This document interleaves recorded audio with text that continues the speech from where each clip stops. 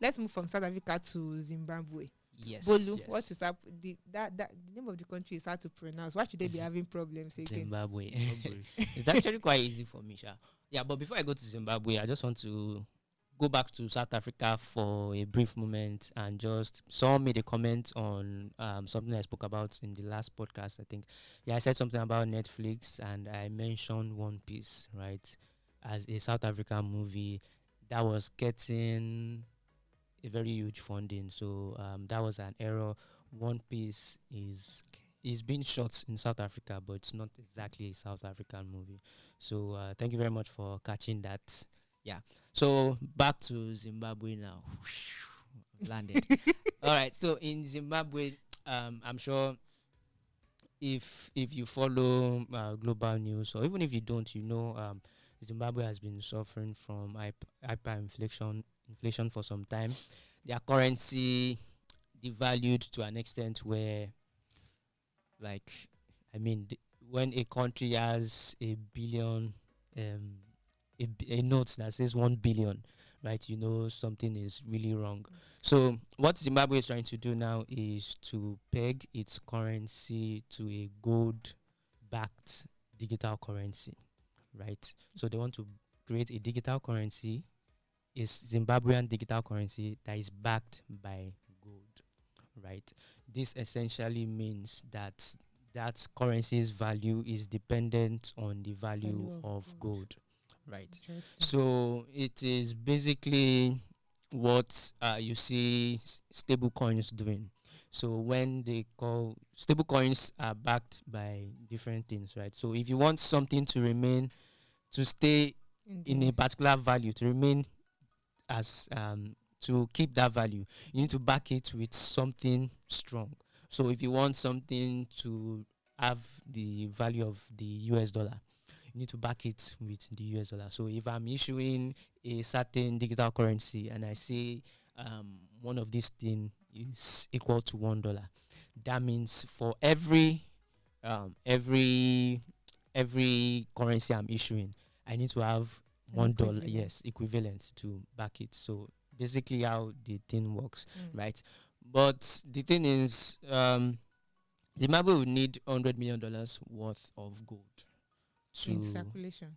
No, in reserve to back this currency that they are planning to launch, right? And it seems like something they can do because already I think in the first quarter of this year, they already made over $300 million in gold, yeah, right. So I think what they would need to do is to beef up production or mining, whatever it is, of gold, and have that in store to back the currency they're about to launch. I think it's pretty brilliant. I'm not an economist, so I don't want to say what I don't know, but because I've seen this work with stable coins, with digital currencies. They are stable coins, you can call them cryptocurrencies. So I think it can also work. So right? aside from that, it could also work since one of Zimbabwe's largest exports is gold. Yeah. So they mine gold. So it's kind of at their fingertip. They have it as a natural resource. So they are trying to work with what they have to get what they want. It sounds feasible. Yes, it does. Feasible.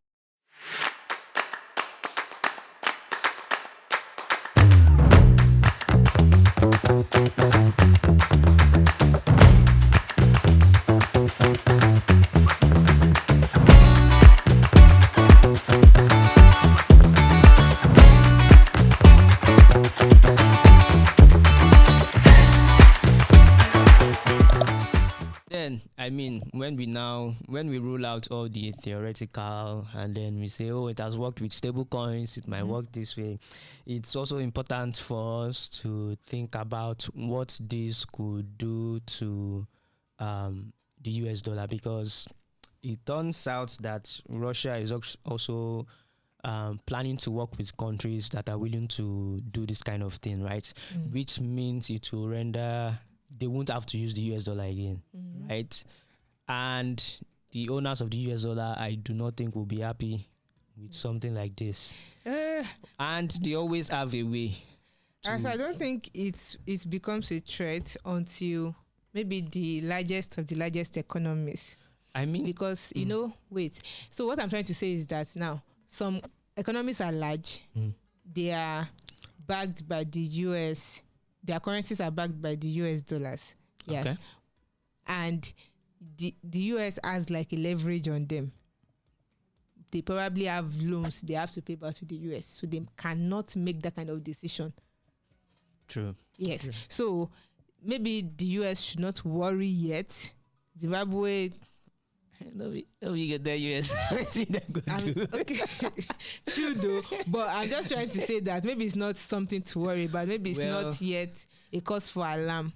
Maybe it's not. And that's you're actually right, because I mean that